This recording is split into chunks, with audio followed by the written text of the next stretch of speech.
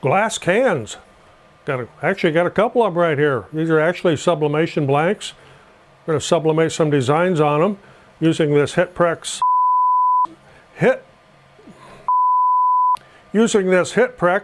heat press tumbler press.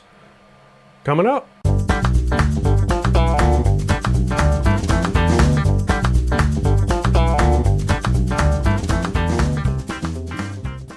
I'm Roger, welcome to the loft above the shop, and here's something a little bit different. You see everybody doing tumblers and mugs and stuff, but you don't see too many people doing these glass cans. And what these are, it's a glass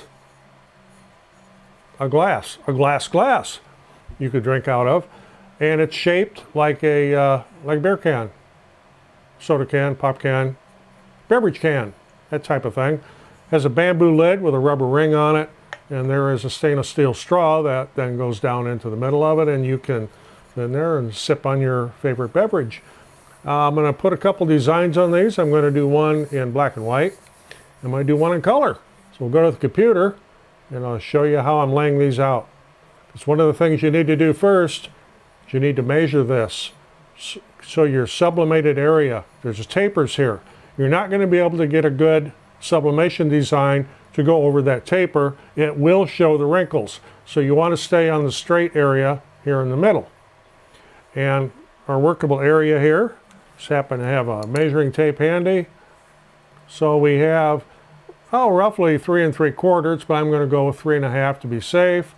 And on our circumference, and you could do that mathematically by measuring the diameter and using pi, or you can just take a tape like this and wrap it around and find out that you have 9 inches.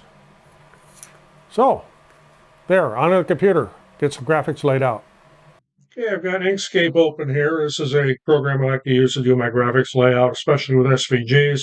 So our workable area on this glass can is 3.5 inches high with a 9-inch circumference. This I want to put and have it appear on what you would kind of say both sides. So the first thing I'm going to do here is rotate this 90 degrees. And this image here is 3.5 this direction, which is the maximum we want on our glass can. Now for the length, we want to have 9. So I'm going to move this up a little bit. I'm going to copy it with a Control-C and Control-V.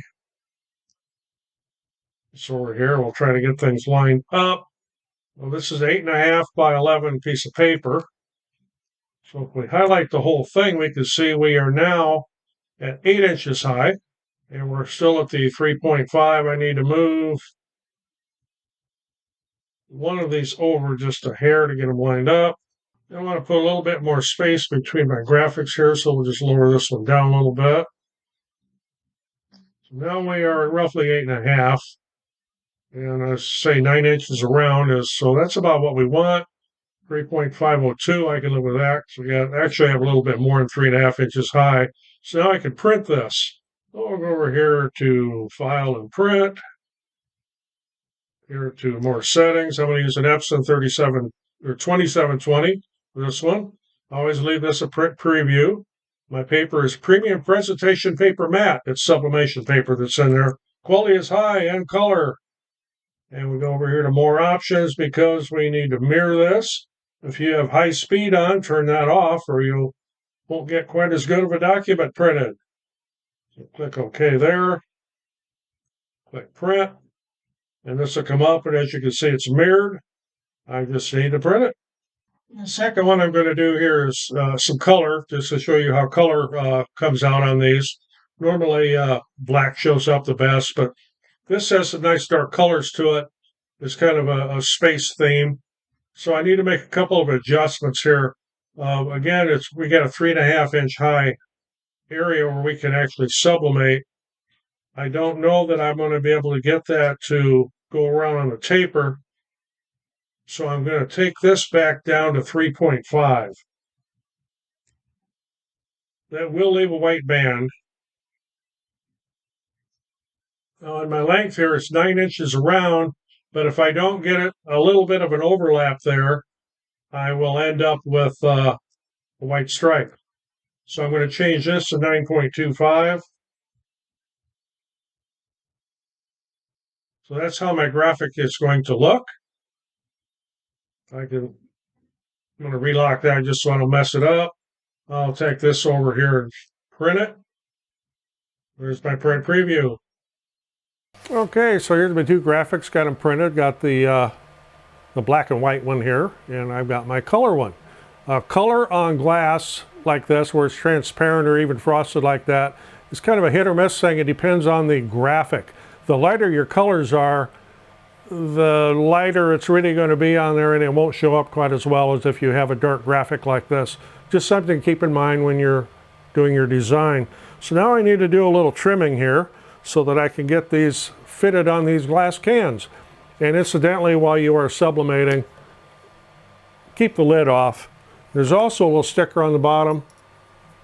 You'll want to get that off too, because this glass is going to get hot and you don't want that melting or doing some other weird thing. And boy, that's really on there. But I'll get them off. Okay, for prep, you're going to have to do a little trimming here. And I could have printed this all the way over one side of the paper. I just didn't. So you're going to want to trim that and leave no white in your color one. Because if you leave white, that will show up funny. So you see, I took just a sliver of color off on that. And I'll do the same going down the other side. And then on one end, you will want to trim off the paper the same way, taking just a little sliver of the color with it, so you don't end up with a white stripe at the seam. So from there, make sure you're right side up with your graphic so that the top is to the top. Set your piece in there, get it wrapped around. Make sure that the color laps over the white. Then you want to get yourself square, get yourself centered in that flat area.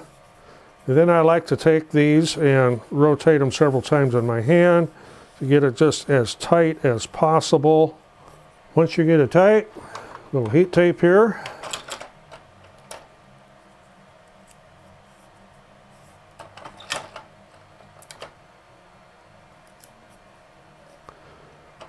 And after you get it around this way, you want to go all the way down the seam.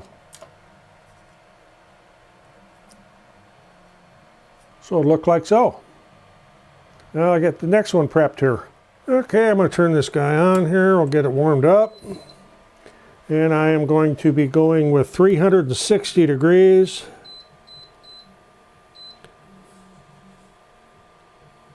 For 70 seconds. And I will be putting this in with the taped seam right here at the opening. I'll press for 70 seconds, open it up, rotate this 180 degrees, press again for 70 seconds. So we'll get this thing warmed up. And while it's warming up, I'll go over a couple things here about this tumbler press or any tumbler press. It doesn't necessarily have to be this brand. You need to set your pressure before you get it hot. I've already done this because I just got done doing some other tumblers. And this is the same diameter as a stainless steel skinny tumbler.